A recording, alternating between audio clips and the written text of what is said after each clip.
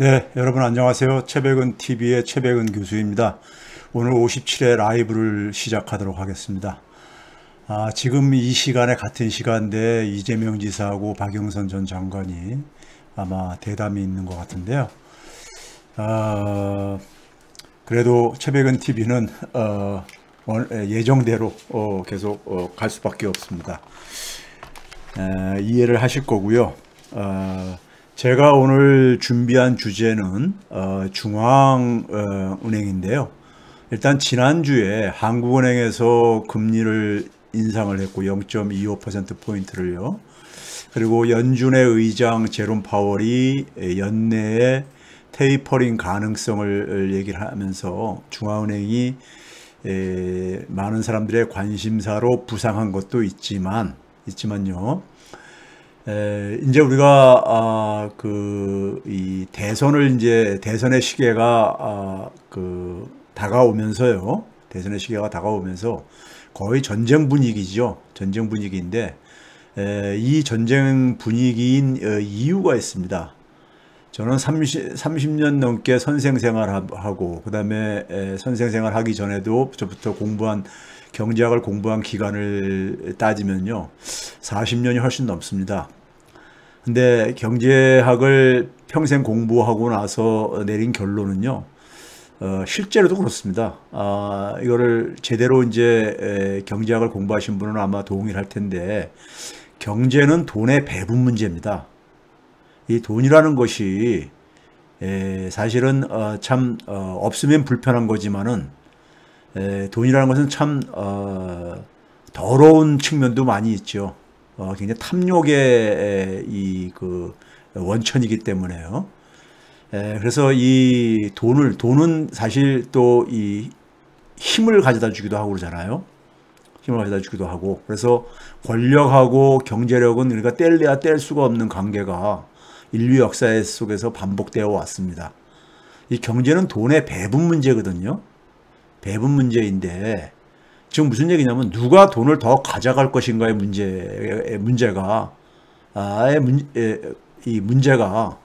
경제학의 문제입니다. 뭐 우리가 흔히 가볍게 얘기하면 돈 싫어하는 사람 없다 그러잖아요. 그러니까 돈을 누가 더 가져갈 것인가. 근데 돈이라는 것은 무한정 있는 것은 아니고 그러다 보니까는 서로 이제 그러니까는 자기가 많이 가지려고 하는 욕망이 작동을 하죠. 근데 돈은 어디서부터 옵니까? 현대사회 속에서 돈이라는 것은 기본적으로 중앙은행에서 나오는 거죠. 우리나라로 얘기한다면 한국은행이죠. 한국은행이 돈을 찍어가지고 은행과 정부 등을 통해서 돈을 공급하죠. 공급합니다. 근데 즉 은행을 통해서 공급하는 것은 금융의 문제입니다.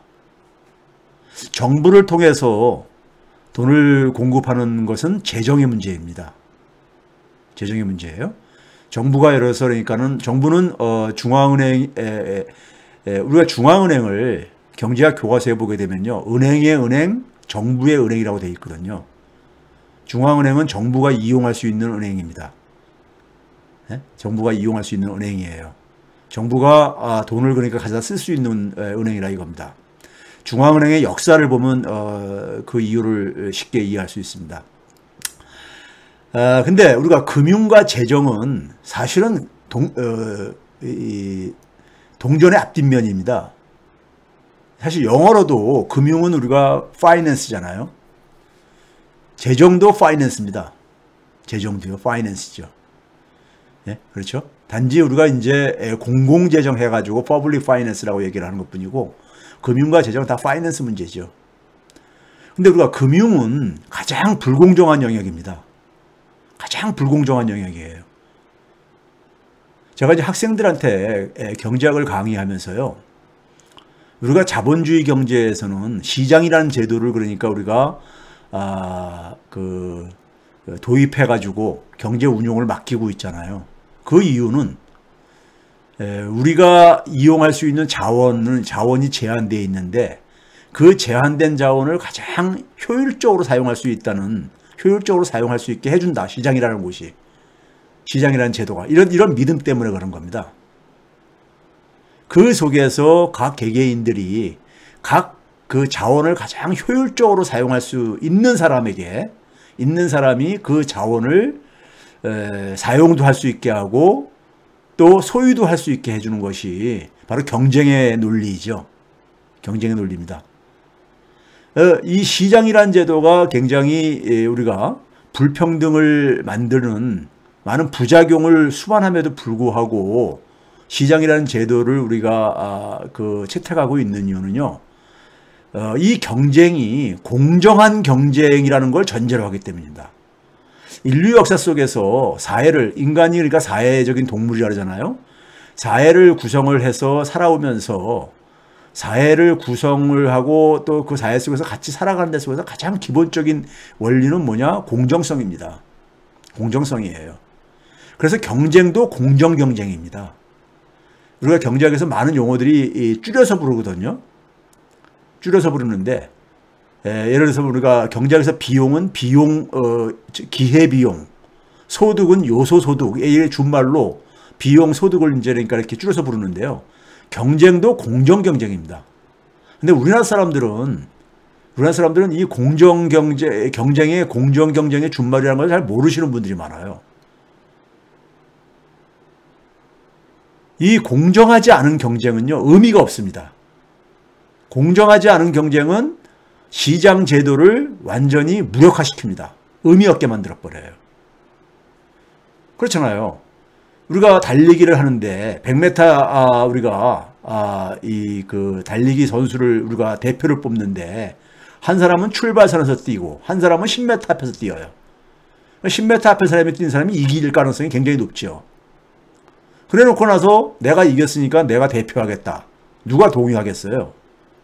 그렇죠? 우리 이제 얼마 전에 겪은 LH 사태 같은 경우 보세요. 그게 바로 뭡니까? 불공정 게임의 산물이죠. 그렇죠? 왜 불공정한 겁니까?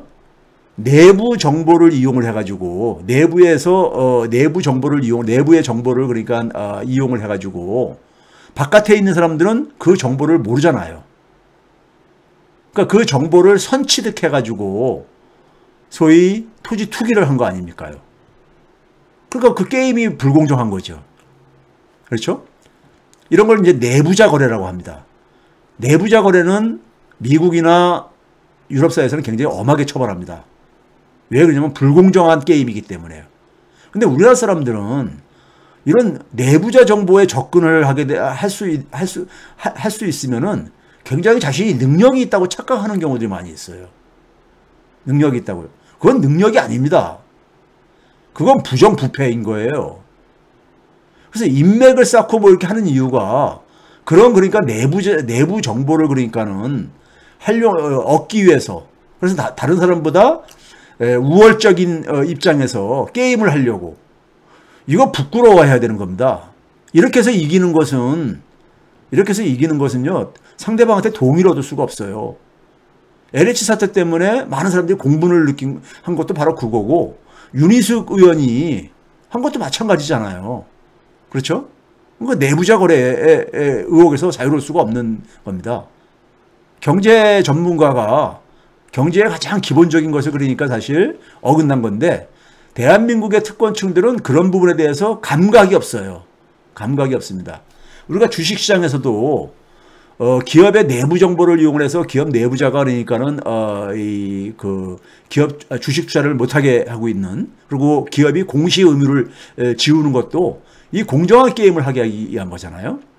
근데 우리가 금융은 가장 불공정한 영역입니다. 자본주의 사회 속에서 빈익빈 부익부의 원천이 바로 뭐냐? 저는 대표적인 게 금융입니다.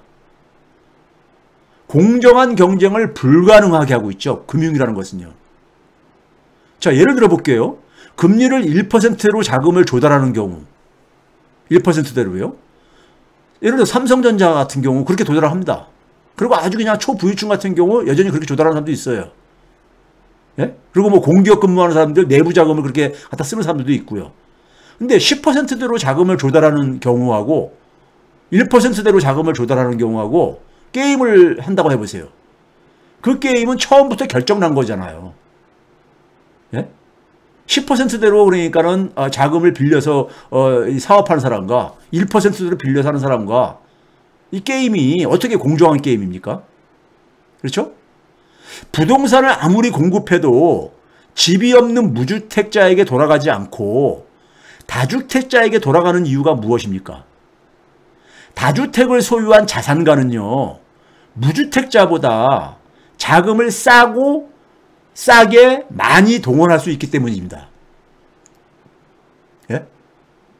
은행에서 대출을 누가 많이 받습니까? 부동산 자산가들이 많이 받아요. 없는 사람들은 은행에서 대출 별로 못 받습니다. 그러니까 자연히 그러니까 아무리 공급해도 다주택자가 그러니까는 주택을 또 소유할 수밖에 없어요. 무주택자한테 안 돌아간다고요. 이 금융자본이 만드는 빈익빈 부익부를 완화하기 위한 대표적인 수단이 바로 뭡니까? 세금이잖아요. 자본주의 속에서요. 그런데 수익을 추구하는 부유층하고 금융자본 등은 세금을 내기 싫어하죠. 자기 돈을 버는 게 자신의 목표인데 그 버는 돈에서 세금을 많이 뜯어가는 거를 좋아할 리 없잖아요. 그래서 세금 부과를 최소화하기를 원합니다. 그렇게 거둔 세금조차 경제 취약계층이나 경제 취약 부분에 그 재정을 투입하기보다는 자신들이 사용하기를 원하죠. 그래서 선별복지 얘기하는 거예요. 어려운 사람한테 최소한만 지출하라 이거예요. 그러면 자본주의는 지속 불가능합니다. 자본주의 체제를 지지하는 사람은요, 세금을 지지를 해야 돼요. 그게 수정자본주의잖아요. 수정자본주의 나오기 전에는 자본주의가 패망의 몰락의 길로 갔었잖아요. 수정자본주의 핵심은 바로 뭐냐면 세금을 통한 부의 재분배입니다. 근데 이것조차 부정하는 사람은 반자본주의자, 반시장경제주의자입니다. 사이비 시장경제주의자죠. 저는 그렇게 봅니다. 자, 부동산 카르텔의 논리가 정확히 이런 것들이죠. 예? 우리가 진보 정부에서 부동산 정책이 반복적으로 실패하는 이유가 저는 뭐냐면요, 특히 경제 중에서도 금융에 대한 무지에서 비롯한다고 보고 있습니다. 문재인 정부만 하더라도 봅시다. 문재인 정부에서 경제부총리를 한 김동연과 그다음에 최장수 지금 장관을 하고 있는 홍남기가 누군가 한번 봐보세요. 김동연은요, 이명박 정부에서 대통령직 인수위원회에 참여합니다. 대통령직 인수위원회는요, 경제 철학이 그 정권하고 같지 않으면 참여 못합니다. 참여 못해요. 그러다 보니까는 이명박 정부 출범하면서 청와대 경제수석실에서 근무를 합니다. 그리고 국정기획수석실에서 실무를 담당했던 사람이에요. 김동연 씨가요. 즉 이명박 정부의 경제 철학을 설계하고 추진한 장본인입니다. 이명박 정부 마지막 1년을 기재부 2차관으로 지내고 박근혜 정부 초대 국무조정실장을 했습니다. 그러니까 이명박 박근혜 정부에서 이명박과 박근혜의 경제 철학을 만들거나 집행한 사람이에요. 자, 홍남기 또한 어떤 사람입니까요? 홍남기 또한 박근혜 정부에서 청와대 정책조정수석실에서 핵심 역할을 하다가 박근혜 정부의 핵심이 뭡니까? 창조경제잖아요. 창조경제 육성을 관장한 미래창조과학부의 실무를 책임진 1차관입니다. 창조경제의 정책을 만든 사람이에요. 그리고 나서 문재인 정부에서 국무총리실의 초대 국무조정실장을 지냈고요. 이낙연 후보 밑에서요. 그리고 문재인 정부의 최장수 경제부총리를 지금 지내고 있잖아요. 아무리 관료라고 하지만은 이명박 박근혜 정부의 국정 철학을 담당했던 인물들이 어떻게 대척점에 있는 촛불정부인 문재인 정부의 초대 경제부총리를 할 수 있고 최장수 경제부총리를 할 수 있냐고요. 이게 말이 된다고 생각합니까? 둘 중에 하나입니다. 선으로 해석하면은 경제와 수구 세력과 진보 정권에 무슨 차이가 있는가? 이렇게 생각하는 사람들이 있어요. 민주당 국회의원들 중에도 보게 되면요. 그래서 경제관은 국힘당과 별 차이 없는 정치인들 꽤 있습니다. 그런데 그렇다면 이것은 진보 정부의 정치인이라고 할 수가 없는 거잖아요. 진보 정부가 경제와 금융에 대해서 이거는 그렇다면 정말 무지한 거죠. 문재인 정부의 소득주도 성장론은 경제 이론적으로 보면요. 수구 세력의 낙수 효과, 수구 세력의 이 핵심적인 개념은 낙수 효과 개념입니다. 기업이나 부자들한테 지원하게 되면 그게 노동자들이라든가 없는 사람한테도 혜택이 돌아간다는 거잖아요. 낙수 효과가요. 예? 이건 정반대 입장이에요. 그러다 보니까 2017년도에 그러니까 우리가 김동연 기재부 이 장관하고 청와대 소득주도 성장팀하고 서로가 갈등을 빚었던 이유가 바로 그거잖아요. 철학이 다르기 때문에 그런 거예요. 철학이 다르기 때문에요. 예? 근데 김동연이나 홍남기는 기본적으로 이명박 박근혜 그러니까 국정 철학을 만든 사람들인데 이 사람들이 바로 뭐냐면 낙수 효과잖아요. 이명박 박근혜 정부의 경제 철학은요. 예? 그런데 우리가 진보 정부는 노무현 정부나 문재인 정부는 뭡니까요? 반칙에 기초한 특권을 척결하겠다는 것이 표방이잖아요. 그래서 공정한 사회를 만들겠다는 것 아닙니까요? 특권이 없는. 그렇죠? 그런데 왜 이런 걸 반복하느냐? 특권층 카르텔의 구조를 이해하지 못한 결과입니다. 못한 결과예요. 그렇다면 결국은 4기 민주정부에서는 제가 그동안에 계속 목 아프게 얘기한 게 바로 뭡니까요? 경제에 있어서의 적폐들. 경제에 있어서 적폐들이요. 예? 소위 재벌자본과 그 다음에 이 공직에 있어서는 모피아 그리고 언론 그리고 거기에 기생하는 그러니까는 전문가들 이들이 이 돈을 그러니까는 자기들이 더 많이 갖겠다는 거예요. 돈의 배분 문제입니다. 돈의 배분 문제거든요. 그래서 제가 이 오늘 제가 중앙은행의 시간은 가능한가? 지금 구조에서는요. 이주열이 중앙은행 총재를 하는 안에 있어서는요.